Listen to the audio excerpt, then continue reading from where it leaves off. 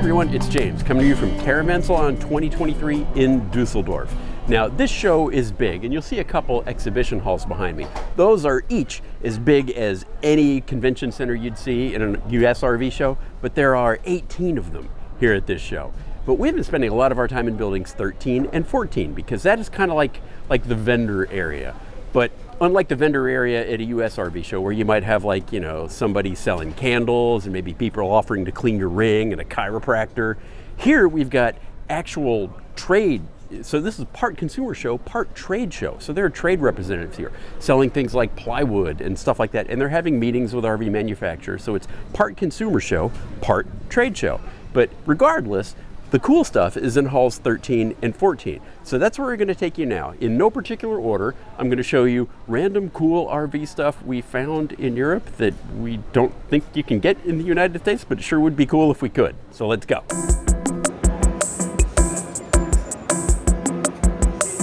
Okay, first up, locks. Now, most American RVers, I think, probably already know this, but the entire RV industry in North America uses like a total of 6 different keys. So if you're at a large RV park and you see another RV model that's the same as yours, there's a good chance your key will open that door.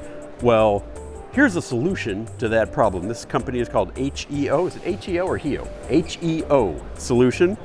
I just called off screen, Tim. HEO Solution, and they make locks that you can retrofit into, in this case, we've got what looks like a baggage compartment door. So here's whatever came with your baggage compartment, and then here is a rather stiff deadbolt. Now I've got one here in my hand. These are all metal. They're cast aluminum. They've been anodized, powder coated, and they've got over 100,000 different key combinations. And you can get them keyed alike, for all your baggage compartment doors. So you could just leave your baggage compartment doors with their silly locks alone and just install one of these. It's just a little bit like that on the outside of the RV. And then you've got unique keys. The other cool thing that they do is they also have locks that will fit in some of the chassis, like for a Ford Transit or a Fiat Ducato Ram ProMaster or Mercedes Sprinter, that adds an additional deadbolt so that even if someone broke your window, they still couldn't open the door. They'd have to climb in through the window and over broken glass. So improved security with these locks, HEO Solutions. Everybody start writing them and emailing them and tell them they need to sell in the United States, and maybe we'll get them because I think this is a fantastic solution.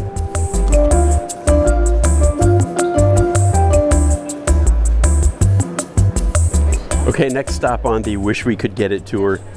Dishware, but this is not China dishware. It's actually a very durable melamine plastic. It's just that it's camping dishes that don't look like camping dishes. It classes the place up a little bit, and our RV could use that. So Flame Field is what they're called, and yeah, they're melamine, and these have a slip-resistant grip ring on the bottom, so even though this cabinet is tilted, you see it's not sliding off. Same with the plates. They stay put nicely. But we've talked to the folks here in the booth, and it seems like they may be getting an Amazon store up and running. Is that true? Y'all are coming to Amazon? At the end of October, get ready. Bonus. So now this is no longer a cool thing we wish we could get. It's a cool thing we can get. So there we go.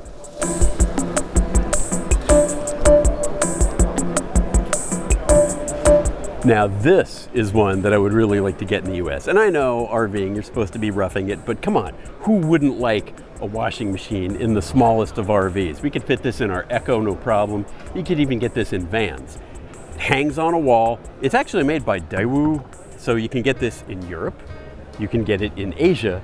You can't get it in North America. Trust me, I've tried. I've tried multiple times to find this. But the reason why is it's a 250 volt appliance, so we don't have the power for it, but dang if that isn't nice.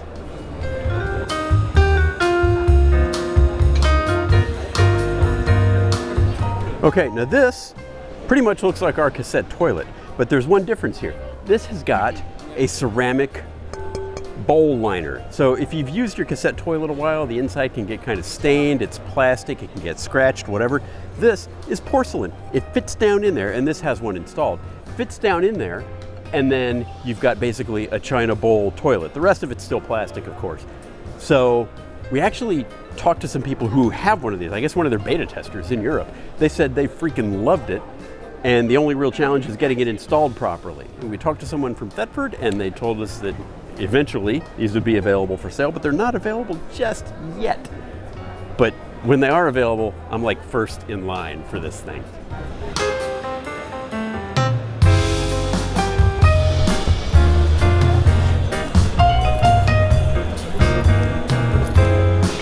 Okay, here we've got a bike lift. Now, it looks like a bike rack, but let's say you've got like a 75-pound e-bike or a 75-pound Dutch tank like we've been riding around this past week here in Europe. Lifting that up onto this rack, not such a pleasant idea, but these are motorized, so you can bring it all the way down to the ground, load your bike at ground level, and then raise it back up.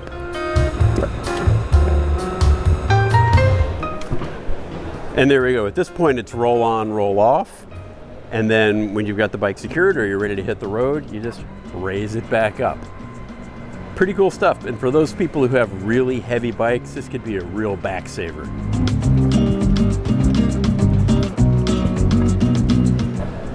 And there we go. That's electric bike lifts from BR Systems. Cool, not available in the US.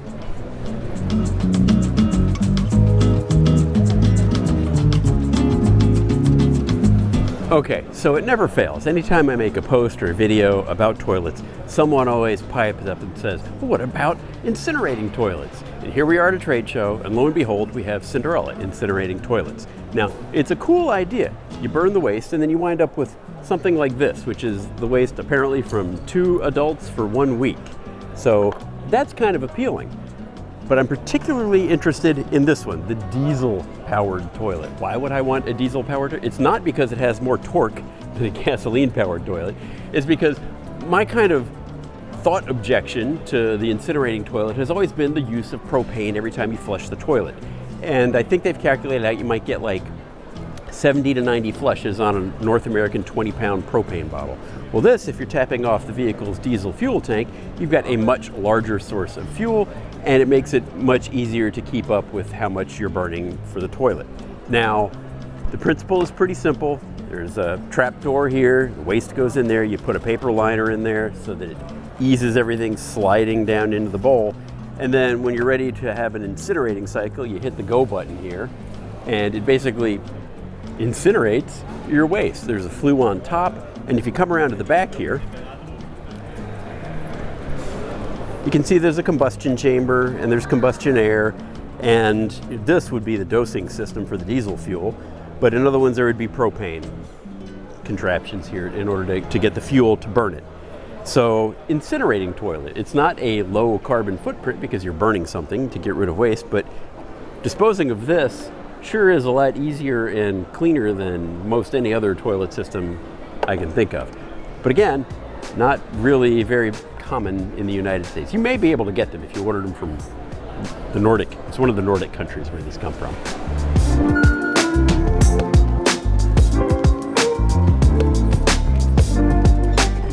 Okay, here's another cool thing we found, and this one, at least once a month, we have a cassette toilet in our RV now, and at least once a month we get a question from someone asking if they can replace their cassette toilet with a composting toilet. And the answer a lot of times is no, because the cassette toilet is the only thing that will fit in the space, or you need a bowl that swivels and the composting toilets are too high.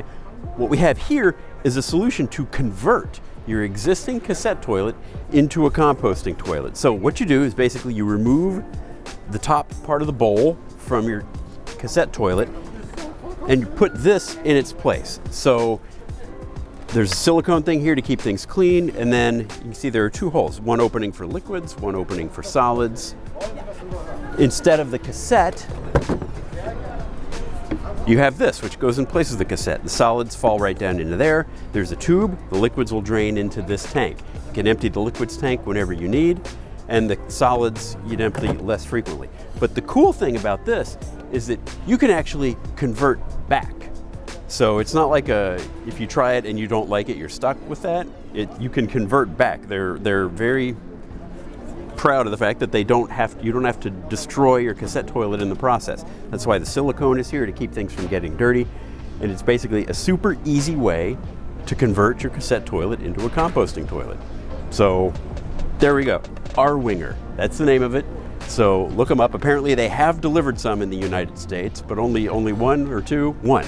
Just one in Oregon. That's Sven. Hi, I'm the inventor.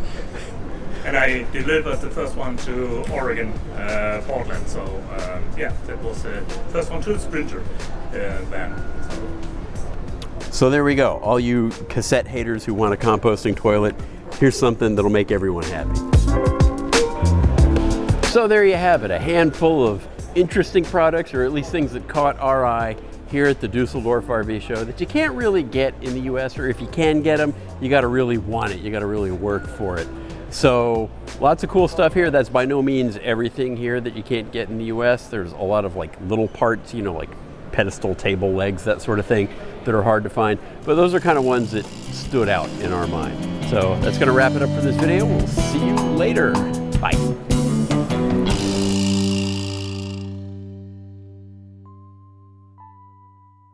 This just in, we're almost out of the show. Then we saw this super cool product. It's for emptying your cassette into a home toilet without splash. Oh, that's brilliant. We tried to buy one from them here. They wouldn't sell it to us, but apparently, Cato, C-A-T-O-R, they're apparently, they said they'd ship them internationally. So here we go, a splash guard for emptying your cassette toilet. Brilliant.